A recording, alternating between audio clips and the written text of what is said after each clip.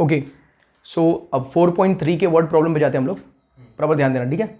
इसमें क्या कह रहे हैं कि the sum of reciprocals of Raman's age, एक ही बंदा दिया है, उसका बोल रहा है कि उनका सम, किसका सम, उनके एजेस का और एजेस का रेसिप्रोकल का, जो भी एज है उसके रेसिप्रोकल का सम इज इक्वल टू 1/3, बराबर है। दो एज के बारे में मेंशन किया गया है। मेंशन ये किया गया है कि उसका एज 3 साल पहले और उसका एज 5 साल बाद। तो 3 साल पहले का एज का रेसिप्रोकल प्लस 5 साल बाद का एज का रेसिप्रोकल इज इक्वल टू 1/3, ऐसा कंडीशन दिया है। इसको सॉल्व करके हमको उसका प्रेजेंट एज फाइंड करना है। तो हम सबसे पहले क्या अज्यूम करेंगे कि let the present age be X. तो 3 साल पहले क्या होगा उसका एज, x-3 होगा, और 5 साल बाद क्या होगा, हाँ कई बार बच्चे क्या करते हैं इसमें x-3 में +5 कर देते हैं, तो x+2 आंसर आ जाता है। ऐसा नहीं है, आपको घटाना है या बढ़ाना है तो वो प्रेजेंट एज में करो। तो जो भी प्रेजेंट है उसमें से निकालो 3, और जो भी प्रेजेंट है उसी में ऐड करो 5, तो ये क्या हो जाएगा x+5। अब कंडीशन क्या है, sum of reciprocal of ages 3 years ago and 5 years later, 5 years later is 1/3।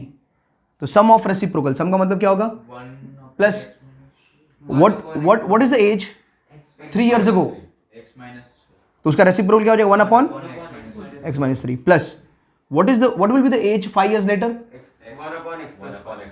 What is the age, सवाल तो सुनो पहले, तो उसका रेसिप्रोकल क्या हो जाएगा 1/x+5। अबे घोड़ा है,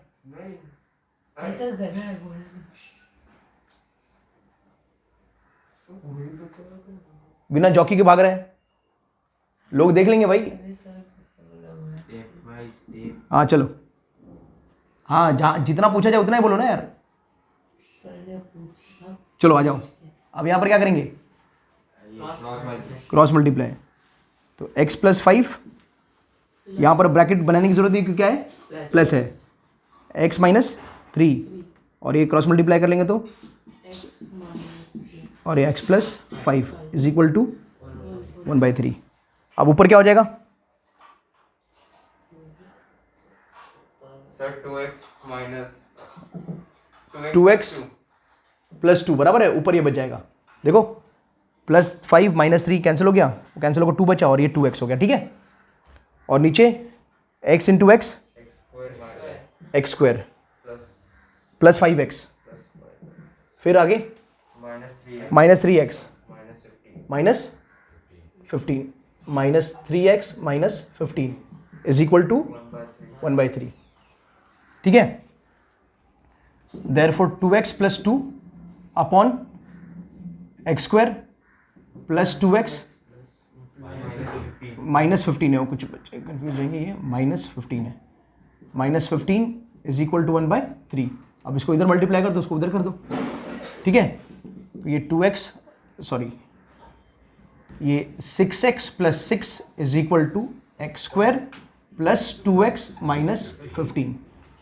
अरेंज करते इसको, तो यहाँ पर 0 रख देते हैं, ये x² प्लस 2x, इधर क्या तो -6x -15, और इधर क्या तो -6, therefore 0 is equal to x² -4x -15 और -6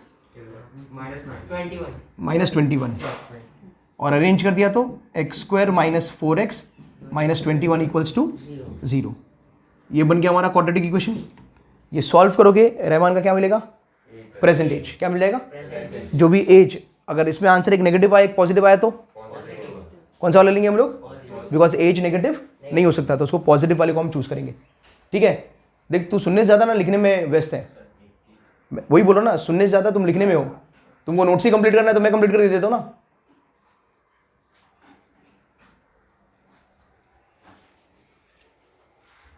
यहां पर देखो, अभी यहां पर ऐसा कहा जा रहा है कि सम ऑफ शिफाली है, शिफाली के बारे में मेंशन किया गया, उसके जो मार्क्स के सम है मैथ्स में और इंग्लिश में, वो दोनों मिला के 30 है। Sum of marks in maths and that is in English, ये दोनों मिलके कितने 30 दिया है। तो मैंने क्या किया, मैथ्स के मार्क्स को मैंने x मान लिया, अगर मैथ्स के मार्क्स को हमने x मान लिया तो ये क्या हो जाएगा, x plus marks in English is equal to 30, बराबर है? अरे बोलो। तो यहां से मार्क्स इन इंग्लिश कितना हो जाएगा, 30 माइनस एक्स। दोनों मिलके 30 है, एक में x होगा तो दूसरे में क्या होगा, 30 में से x को माइनस कर दो। तो इस तरह से मार्क्स इन इंग्लिश क्या होगा, 30 माइनस एक्स। समझाइए। अब उसके बाद समझो, उसके बाद कंडीशन ये दिया है कि अगर उसको 2 मार्क्स मैथ्स में ज्यादा मिला होता, देखो कंडीशन देखो, और 3 मार्क्स इंग्लिश में कम मिला होता, क्या यही कंडीशन है? क्या बोल रहे हैं, इफ शी हैड गॉट बराबर है। क्या बोल रहे हैं कि अगर उसको 2 मार्क्स, तो ये अज्यूम्ड मार्क्स यानी नया मार्क्स, अगर मैथ्स में उसको जो भी आज मिला है, आज क्या मिला है, एक्स मिला है, अगर उसको 2 मार्क्स ज्यादा मिला होता, तो 2 मार्क्स ज्यादा यानी क्या होता, अगर उसको इसमें x प्लस 2 मिला होता और इंग्लिश में 3 मार्क्स कम, इंग्लिश में आज जो भी है उसमें 3 मार्क्स कम, तो जो भी कितना है 30 माइनस एक्स है, उसमें और -3, तो आंसर कितना हो जाएगा ये 27 माइनस एक्स। तो उसका अगर मार्क्स इंग्लिश में ये होता और मैथ्स में ये होता, तो इन दोनों का प्रोडक्ट जो होता वो 210 होता। इन दोनों का प्रोडक्ट जो होता क्या होता, 210। यही कंडीशन दिया है। तो therefore new marks in maths is x plus 2 और new marks in English is 27 minus X equals to 210। अब यहां पर वही 4.1 में जो आइडेंटिटी यूज किया आपने, वैसी आइडेंटिटी यूज करके और इसको हम क्वाड्रेटिक इक्वेशन कंप्लीट करेंगे। तो x इंटू 27 यानी 27x हो जाएगा और माइनस एक्स स्क्वायर हो जाएगा प्लस 54, अरे 2 इंटू 27 और माइनस 2x इक्वल्स 210। अरेंज करेंगे तो माइनस एक्स स्क्वायर पहले, फिर plus 25x plus 27x minus 2x plus 25x plus 54 minus 210 is equal to 0। Therefore minus X square plus 25x और ये कितना आ जाएगा, तो minus 156 equals to 0 plus 54 minus 210 मिलके माइनस 156। यहाँ पर क्या माइनस साइन है, सबको माइनस से मल्टीप्लाई कर देंगे। तो x square minus 25x plus 156 equals to, ये मिल गया आपको। अब जैसे ही मिलेगा ये आपको क्या मिल जाएगा, मैथ्स का मार्क्स। जैसे ही x मिलेगा, अच्छा पॉजिटिव और नेगेटिव आएंगे तो कौन सा लोगे, पॉजिटिव वाला लोगे। तो जैसे ही मैथ्स का मार्क्स मिल जाएगा, फिर इंग्लिश का मार्क्स कैसे मिलेगा, 30 में से x माइनस कर दो, वो 30 में से x माइनस, तो इस तरह से इंग्लिश का मार्क्स भी मिल जाएगा। तो in this way by solving this the positive value of x will give you maths marks and 30 minus x will give you English marks. इस तरह से मैथ्स का मार्क्स और इंग्लिश का मार्क्स फाइंड कर सकते हो। Is that clear? So will go to question number 6। अब क्वेश्चन नंबर 6 में क्या है, इसमें दिया है कि एक रेक्टेंगुलर फील्ड है, एक फील्ड है जो रेक्टेंगुलर शेप का है, और उसमें दो कंडीशन दिए हैं कि जो ये फील्ड का डायगोनल है वो छोटा वाला जो साइड है रेक्टेंगल का ना, उससे 60 ज़्यादा है, और यही फील्ड का जो लॉन्गर साइड होगा वो छोटे वाले साइड से 30 ज़्यादा है, ऐसा दिया है। तो हम ये मान लेते हैं कि let the shorter side be x। तो इस हिसाब से जो कंडीशन दिया है अकॉर्डिंग टू क्वेश्चन, उस क्वेश्चन के हिसाब से हमारा डायगोनल जो है शॉर्टर साइड से 60 ज़्यादा, यानी कितना हो जाएगा x प्लस 60। तो ये डायगोनल हो गया x प्लस 60। ये समझ में आ रहा है ना? ठीक है। जो लॉन्गर साइड है वो हमारा शॉर्टर साइड से 30 ज़्यादा, शॉर्टर साइड मतलब x है और 30, तो यानी लॉन्गर साइड ये हो जाएगा। लॉन्गर साइड इसमें डायग्राम में तो ये दिख रहा है, ये x plus 30। Find the sides of the field, यानी कि आपको शॉर्टर साइड भी फाइंड करना है और लॉन्गर साइड भी फाइंड करना है। यानी पहले x फाइंड करोगे और x में 30 जब ऐड कर दोगे तो उसका लॉन्गर साइड भी मिल जाएगा। अरे ठीक है, ओके। यहां पर अब सॉल्विंग का कोई दूसरा कंडीशन नहीं दिया है, तो क्या अप्लाई करोगे, हाँ वही पिथागोरस। ठीक है, तो पिथागोरस थ्योरम अप्लाई करते हैं हम लोग। नहीं, आ जाओ। ठीक है, तो किसमें, इन ट्राइंगल ए बी, भाई एंगल्स ऑफ रेक्ट ट्रायंगल 90 होते हैं, इस हिसाब से एंगल बी 90 हो जाएगा, ये समझ में आना चाहिए आपको, ठीक है। अब इसमें जब आप पाइथागोरस से अप्लाई करोगे तो क्या होगा, ए सी का square A B square plus B C square, ये है पिथागोरस थ्योरम, ठीक है। अच्छा ए सी क्या है, एक्स प्लस 60, तो उसका स्क्वायर हो जाएगा। अरे बोलो, ए बी क्या है, एक्स ना, शॉर्टर को हमने एक्स लिया था, तो ये एक्स स्क्वायर और प्लस बी सी क्या होगा, एक्स प्लस 30 का स्क्वायर। अब यहां पर लगेंगे आपका दो आइडेंटिटी, मतलब एक ही है A plus B the whole square, यहां पर भी लगेगा A plus B the whole square. Ready हो, तो चलो देखते हैं। तो यहां पर एक्स स्क्वायर आ जाएगा प्लस 120 एक्स, करेक्ट है। 6 का स्क्वायर होता है 36 और 2 जीरो ले लेंगे, तो प्लस 3600 इज इक्वल टू यहाँ पर एक्स स्क्वायर प्लस यहाँ पर x square plus 60x, 2ab ना, 2 इंटू ए इंटू बी, तो 60x और प्लस 3 का स्क्वायर 9 होता है और 2 0 900 आया समझ में। अब यहां से मैं क्या कह रहा हूं, ये एक्स स्क्वायर और इक्वल टू के साइड वो एक्स स्क्वायर, दोनों क्या हो जाएगा, कैंसिल हो जाएगा, करेक्ट है। तो इस हिसाब से इस साइड पे 0 ले लेते हैं और इक्वल टू के बाद एक्स स्क्वायर को ले लिया जाए, फिर प्लस 60x को ले लिया जाए और ये 120 कहाँ जाएगा, तो माइनस 120x हो जाएगा, करेक्ट। और वो प्लस 900 को ऐसे रख दिया जाए और ये उधर जाएगा तो 3600। अब ये 0 इक्वल्स टू ये X square as it is रहेगा आपका, ये प्लस 60x माइनस 120x, ये माइनस 60x हो जाएगा और ये प्लस 900 माइनस 3600 माइनस 2700 हो जाएगा। देखो 36 माइनस 9 कर देने का, बाकी तो 100 ही है ना, तो 36 माइनस 9 कर दोगे तो भी 27 आ रहा है, तो और साइन बड़े नंबर का तो माइनस 20। अब अरेंज कर दे इसको अरेंज करके आप लिख दोगे फाइनली, तो x square minus 60x minus 2700 equals to 0। ये है आपका क्वाड्रेटिक इक्वेशन। इसे जब सॉल्व करोगे तो आपको x का वैल्यू मिलेगा, x मिल गया यानी कि शॉर्टर साइड मिल गया, और उसी x में 30 ऐड कर दोगे, उसी x में 30 ऐड कर दोगे तो कौन मिल जाएगा, लॉन्गर साइड। तो यहां से आपको इसको अभी यहां खत्म नहीं हुआ, ये इसको पाइथागोरस से सॉल्व कर, सॉरी क्वाड्रेटिक फॉर्मूला मेथड या स्प्लिटिंग मिडिल टर्म से सॉल्व करके और आपको x का वैल्यू फाइंड करना है, यानी शॉर्टर साइड मिल गया और x में जब 30 ऐड कर दोगे तो लॉन्गर साइड भी मिल जाएगा, ठीक है। अब चलते हैं यहाँ पर, ये सम को मैं लीनियर से स्टार्ट करना चाहता हूँ और मैं आपको बता रहा हूँ कोई भी सम को आप लीनियर से स्टार्ट कर सकते हो, यानी लीनियर के फॉर्म में स्टार्ट कर सकते हो, बाद में फाइनली जाके वो क्वाड्रेटिक अपने आप बन जाएगा। अगर वो क्वाड्रेटिक का सम है तो क्वाड्रेटिक वो अपने आप बन जाएगा, उसमें कोई प्रॉब्लम नहीं है। इसीलिए मैंने ये सम में क्या किया, बोल रहा है भाई कि 2 नंबर है, इसे बोला है उसने कि 2 नंबर्स है और बोल रहा है दोनों का जो डिफरेंस है, उन दोनों नंबर का जो डिफरेंस है, यानी बड़ा नंबर यानी माइनस छोटा नंबर बराबर है, वो दोनों नंबर का डिफरेंस 180 है। डिफरेंस कैसे निकलेगा, bigger number minus smaller number. अगर ये माइनस 180 होता तो smaller number minus bigger number, यही करते हैं ना हम लोग। तो यहाँ पर बड़ा नंबर में से छोटा नंबर को माइनस करेंगे तो 180 है, ये दिया कंडीशन। फिर क्या बोल रहा है, जो छोटा नंबर है ना उसका स्क्वायर, जो छोटा नंबर है उसका स्क्वायर बराबर है, तो छोटे नंबर का स्क्वायर जो है वो 8 टाइम्स द लार्जर नंबर है। एक बार वो रीड आउट करना, ये डिफरेंस ऑफ नंबर है या डिफरेंस ऑफ स्क्वायर है, डिफरेंस ऑफ स्क्वायर बोला है, ओके समझ में आया क्या। ये तुम लोग ब्लाइंडली जो बिना बोले काम कर लेते ना, इसके लिए मैंने ऐसा लिखा था। क्या होगा ये, difference of squares, difference of squares of numbers is 180, चलेगा ओके।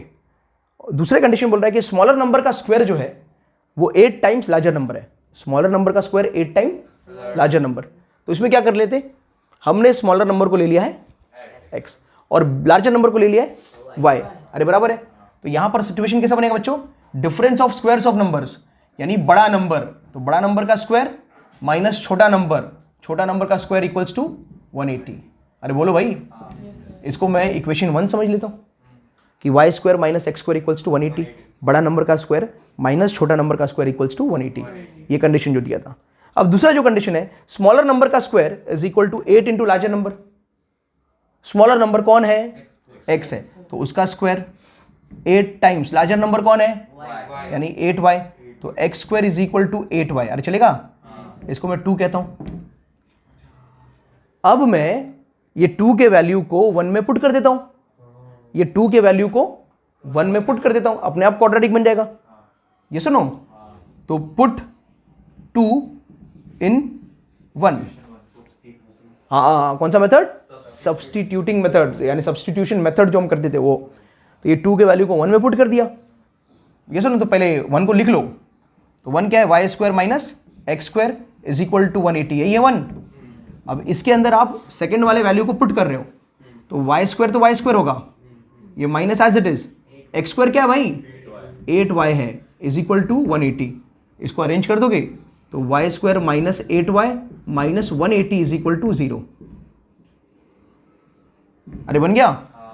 अब जब y का वैल्यू आएगा, जो पॉजिटिव वैल्यू आएगा वो किसका होगा, y का वैल्यू होगा, यानी लार्जर नंबर मिल गया। लार्जर नंबर, दोनों नंबर फाइंड करना है, फाइनली हमको दोनों नंबर, तो y मिल गया, लार्जर नंबर मिल गया।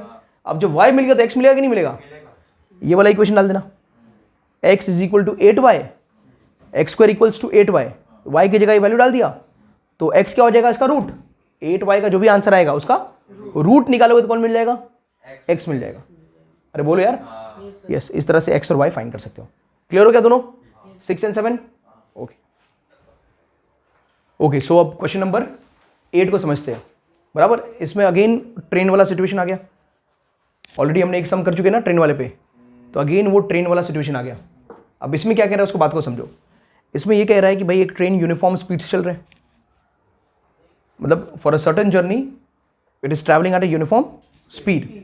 आई बात समझ में? कितना किलोमीटर ट्रैवल कर रहा है क्वेश्चन नंबर 8 में देखो,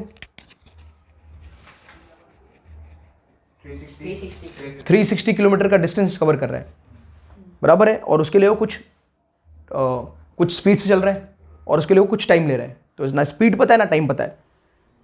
ठीक है, फिर ये कह रहा है कि दूसरे केस में कि अगर इसी ट्रेन का जो स्पीड है अगर हम 5 किलोमीटर पर आवर से बढ़ा देते, 5 किलोमीटर पर आवर के स्पीड से हम बढ़ा देते, जो भी आज x है, जो भी स्पीड है x, उसमें और 5 ऐड कर देते, तो उसी ट्रेन को वही डिस्टेंस कवर करने के लिए 1 घंटा कम लगता। आगे समझ में? तो हम क्या बोलते हैं, let the speed of the train be x, uniform speed of the train be x। पहले वही बोलेंगे, let the uniform speed of the train be x kilometre per hour. तो नया स्पीड क्या होगा भाई, हाँ, जो नया अगर स्पीड जो बढ़ाया जा रहा है ना, बढ़ाने का बात क्या है, तो उसमें जो भी जितना बढ़ा है वो ऐड करेंगे। पिछले सब में सब्ट्रैक्ट का बात किया था, तो हमने सब्ट्रैक्ट किया था, याद है कि नहीं? यस, तो इसमें ऐड हो जाएगा। अब वो फॉर्मूला वही है जो मैंने आपको पूरा डिटेल में दिया था, जो ज़्यादा टाइम लेगा ट्रेन माइनस जो टाइम ट्रेन कम टाइम लेगा will be the given time, और गिवन टाइम क्या है, 1 आवर है। तो train which takes more time, तो देखो ना, time minus time is the remaining time, it is time minus time the remaining time. ज़्यादा टाइम माइनस कम टाइम, यानी टाइम का difference is equal to remaining time. यही है ना बात? अच्छा, अब यहाँ पर आपको थोड़ा केयरफुल होना पड़ेगा। टाइम को हम किस में कन्वर्ट करेंगे? हाँ बस, डिस्टेंस अपॉन, ये मत भूलना, ये भूल गए तो काम खराब हो जाएगा आपका। ठीक है, डिस्टेंस तो दोनों ही केस में 360 है, वो चेंज होगा नहीं। तो यहाँ पर टाइम मोर, तो उसका डिस्टेंस क्या हो जाएगा, 360 अपॉन स्पीड। टाइम मोर कौन लेगा? अरे भाई, टाइम ज्यादा कौन लेगा? जो धीरे चल रहा है।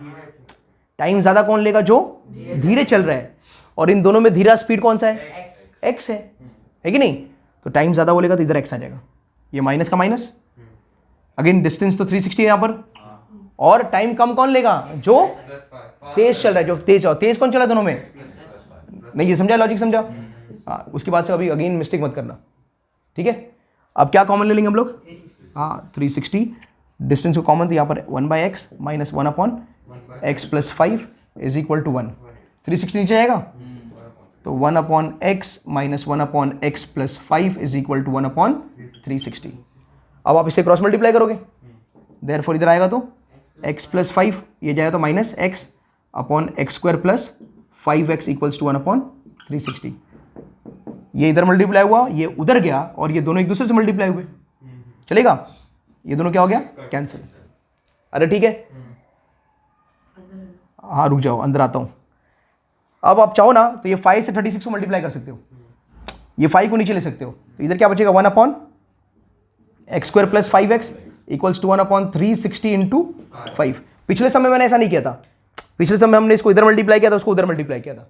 ये मैं आपको एक और तरीका बता रहा हूँ, अगर ये नंबर जो है ना, नंबर को इधर ला सकते हो, ठीक है। तो अब कैसा हो जाएगा ये 1/x square plus 5x equals to 1 what is 36 into 5 180, और 180 और एक और जीरो है ना, तो ये 1800 हो जाएगा, बराबर है। अब इसको उल्टा कर सकते हैं आप, अब इसको आप इधर ही उल्टा कर सकते हो, तो ये क्या हो जाएगा x square plus 5x equals to 1800, और जो कि x square plus 5x minus 1800 equals to 0। ये बन गया आपका क्वाड्रेटिक इक्वेशन।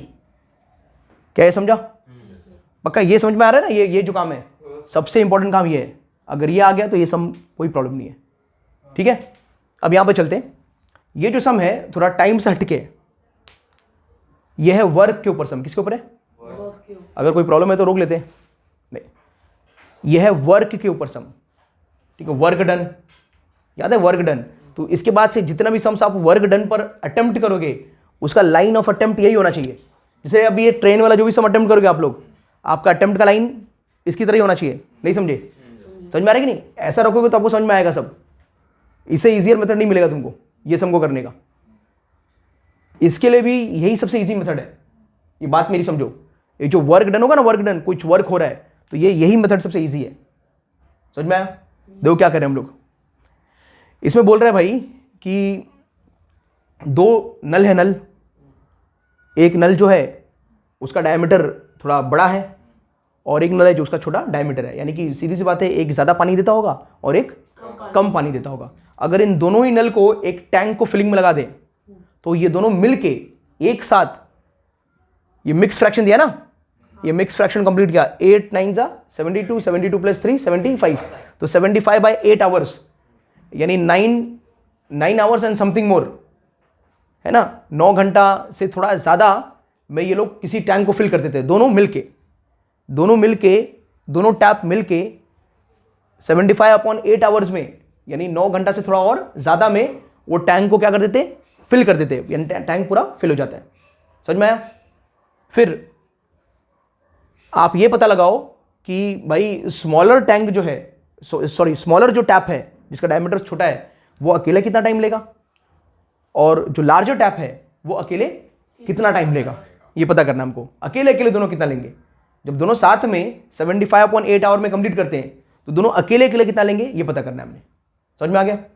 तो इसमें हम क्या बोलते हैं, let the time taken by the smaller diameter, मतलब tap of smaller diameter be x hours. ऐसा मान लिया जाए स्मॉलर डायमीटर वाला जो टैप है वो एक्स आवर लेता है, ठीक है। अब कंडीशन क्या दिया है, बोल रहा है कि जो लार्जर वाला है ना, लार्जर वाला जो भी एक्स लेता है, यानी जो भी स्मॉलर वाला टैप लेता है, उससे 10 घंटा कम लार्जर लेगा। जो भी टाइम स्मॉलर लेगा उससे 10 घंटा कम कौन लेगा? लार्जर डायमीटर का टैप लेगा। समझ में आया क्या? तो यहां पर कंडीशन को सॉल्व कर रहा हूं मैं, time taken by tap of larger diameter is equal to time taken by smaller one, उसका -10। अरे बराबर है क्या? तो टाइम स्मॉलर कितना ले रहा है, ये कितना हो जाएगा? x - 10 hours. अरे समझे आप लोग? यस। तो वो अगर वो x आवर लेगा तो ये x - 10 आवर्स लेगा। क्लियर हो गया ये सम? ओके, अब आगे बात करते हैं। ये सम्स को इसी लाइन पर चलना है। आपने पता कर लिया कि पूरा टाइम कितना लेगा, x लेगा, पूरा टाइम कितना लेगा, और वो पूरा टाइम कितना लेगा, x - 10 लेगा, बड़ा वाला। तो अब हम पता करते हैं भाई, tank filled by smaller diameter tap in 1 hour. भाई वो x आवर में पूरा भर रहा है, x आवर में, तो 1 घंटे में कितना भरेगा? मेरी बात समझो, एक टैंक को एक टैप 10 घंटे में भरता है, तो 5 घंटे में कितना भरेगा? आधा। क्या भरेगा? कैसे किया तुमने? आधा कैसे आया? 10 - 5, आधा थोड़ी, वो 5 होगा। हाँ, बट 5/10, 5/, बात समझो क्या किया तुमने, 5/10 किया। एक टैंक अगर 10 घंटे में भरता है, तो उसको हमने 5 घंटे में कितना भरेगा ये पता कर रहा है, तो हमने क्या किया, 5 आवर्स अपॉन 10, यानी 5 कितने आवर दिया आपको, और कितने आवर में आप पूरा फिल कर रहे हो। तो 10 घंटे में आप पूरा फिल कर रहे हो, नीचे आ गया, और कितने आवर दिया आपको, 5, तो 5/10 कितना आया? आधा, यानी आधा टैंक फिल होगा। ये पूरे टैंक कितना टाइम में फिल कर रहा है भाई ये, और कितना टाइम में फाइंड करना है हमको? 1/, नहीं समझा? ये सबको समझा?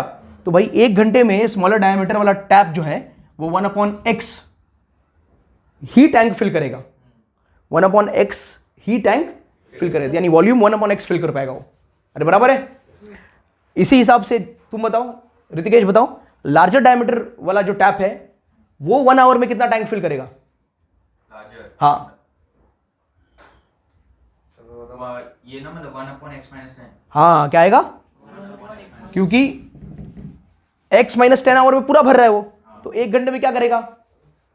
1 घंटा तो एक ऊपर आएगा और नीचे जो पूरा कितना टाइम ले रहा है वो, कितना टाइम दिया है? 1 दिया है, टोटल टाइम क्या ले रहा है? x-10। ये समझ में आया आप लोगों को? ओके। अच्छा, time taken by both the tap to fill in 1 hour. भाई ये दोनों टैप मिलके कितने घंटे में फिल कर दे रहे टैप को अपने? 75/8। तो 1 घंटे में कितना करेंगे? 1/75/8। नहीं समझा? एकदम लॉजिक जा रहा है तुम्हारा, वेरी गुड। तो ये 75/8 बराबर 1/75/8। इसको कैसे लिख सकते हैं? 8/75। अरे नहीं समझा? This can be written as 8/। अरे सबको समझा गया? अबे ये समझ गया तो काम खत्म हो गया। अब वही साइंस का लॉ ऑफ कंजर्वेशन यूज कर लेते हैं कि जितना टैंक फिल होगा छोटे वाले टैप से 1 घंटे में, प्लस जितना टैंक फिल होगा बड़े वाले से 1 घंटे में, उतना ही टैंक फिल होगा दोनों से 1 घंटे में, है ना? जितना ये अलग करेगा उतना, जितना वो अलग करेगा उतना ही दोनों मिलकर करेंगे। अरे बोल यार, तो ये अलग कितना कर रहा है?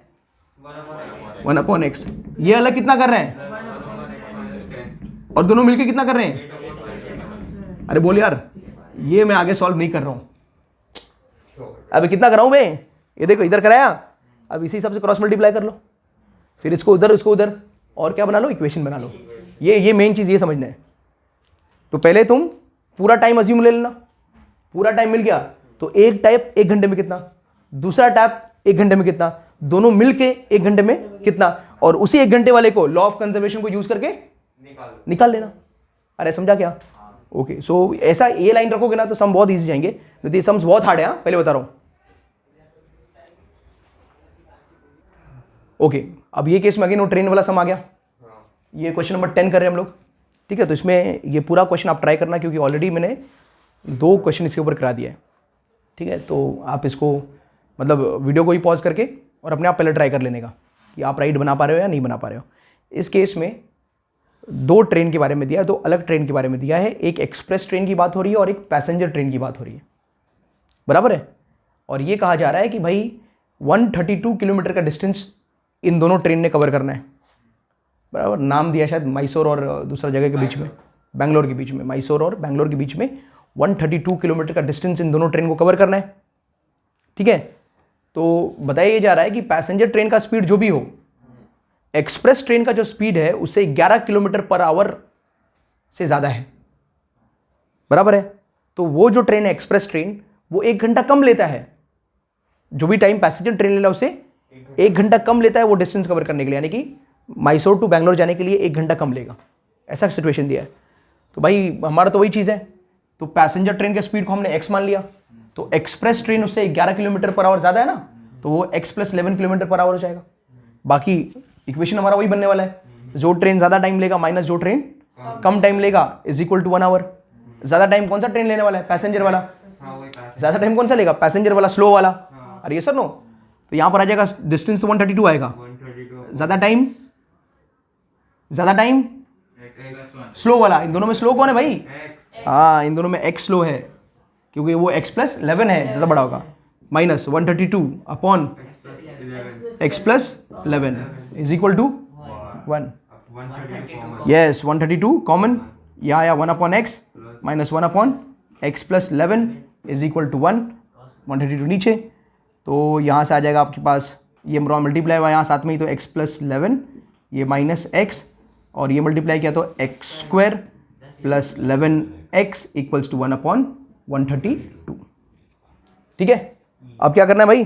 +x - x कैंसिल कर दो आप, ये बचेगा 11/x²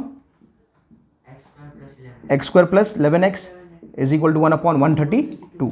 यहाँ पर 1 है, यहाँ पर 11 को इससे आके मल्टीप्लाई कर दो, आप 11 को इससे मल्टीप्लाई कर दो, बराबर है? समझ गए ना? तो मल्टीप्लाई कर देने का है, तो यहाँ पर भी 1 बच जाएगा, तो 1/132 x square plus 11x is equal to 1 upon, और 11 इंटू 32 क्या हो जाएगा? 1452। अब उल्टा कर दे इसको, तो x square plus 11x is equal to 1452, that is x square plus 11x minus 1452 equals to 0। ठीक है, अंडरस्टूड? अब इसको सॉल्व करोगे क्या मिलेगा? x मिलेगा। x यानी किसका स्पीड? पैसेंजर ट्रेन का स्पीड। फिर एक्सप्रेस है कैसे फाइंड करोगे? उसमें 11 ऐड कर दोगे।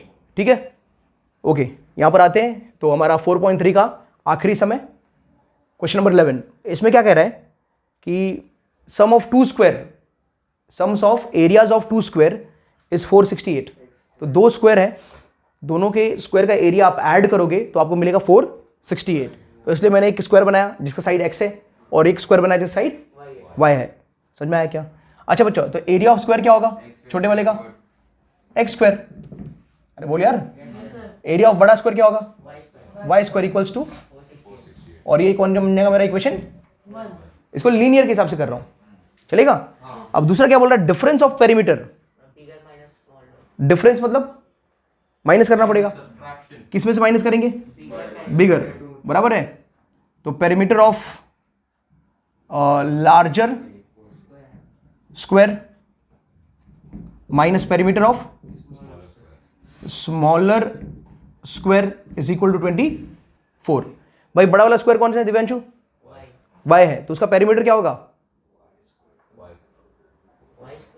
y square. y स्क्वायर तो एरिया है भाई, 4y। अरे पेरीमीटर क्या होता है? Addition of all the sides. तो कितना हो जाएगा? तो 4y minus 4x equals to 24। क्या कॉमन ले लोगे? 4 कॉमन, यानी 4 से डिवाइड कर दो सबको। 4 कॉमन लेने यानी 4 से सबको डिवाइड, तो 4 से डिवाइड किया तो y हो गया, ये x हो गया, इक्वल्स टू 6। अरे बोल यार। अच्छा सुनो, तो यहां से क्या बोलूं? y is equal to 6 plus x चलेगा? इसको 2 क्या बोलते इसको हम लोग? 2। तो क्या बोलेंगे? Put 2 in 1, put 2 in 1। तो पुट 2 in 1, 2 वाले के वैल्यू को 1 में डाल देते हैं। अरे चलेगा क्या? तो थोड़ा यह साइड पे कर लेता हूं, थोड़ा ध्यान दे दो। तो पहले 1 को लिख लो, तो x square plus y square equals to 468। यही 1 है कि नहीं है? ओके, उसके बाद एक्स स्क्वायर की जगह एक्स स्क्वायर हो जाएगा। अरे ठीक है, प्लस ये y की जगह क्या आएगा? 6 plus x the equals to 460। चलेगा? ये हो जाएगा हमारा एक्स स्क्वायर प्लस, अब यहां पर आइडेंटिटी अप्लाई कर दो, 36 plus 12x plus x square is equal to 460। यहां पर a plus B the whole square का आइडेंटिटी अप्लाई हुआ है। यहां पर एक्स स्क्वायर कितने x square? 2x square plus 12x, yes और नो, प्लस 36 माइनस 468। क्या करेंगे माइनस हम लोग? Equals to 0। यहां से 2x स्क्वायर प्लस 12x और ये माइनस कितना? 432 इक्वल्स टू 0। अरे बराबर है। अब भाई किसे डिवाइड करेंगे? क्योंकि 2 से डिवाइड हो रहा है ना, तो ये क्या हो जाएगा? X square plus 6x minus कितना आ जाएगा? ये 216 इक्वल्स टू, बन गया क्वाड्रेटिक इक्वेशन। सॉल्व करोगे कौन सा स्क्वायर मिल जाएगा? छोटे वाले स्क्वायर का साइड मिल जाएगा, बराबर है कि नहीं? अब क्या फाइंड करना है? बड़ा वाला स्क्वायर का साइड। तो बड़ा वाला स्क्वायर का साइड इक्वेशन 2 से फाइंड कर लेना। अरे x में 6 ऐड कर देना, तो बड़ा वाला स्क्वायर का साइड भी मिल जाएगा। अरे ये कंप्लीट करना है, समझा क्या? ये दोनों फाइंड करना है आपने। क्लियर है?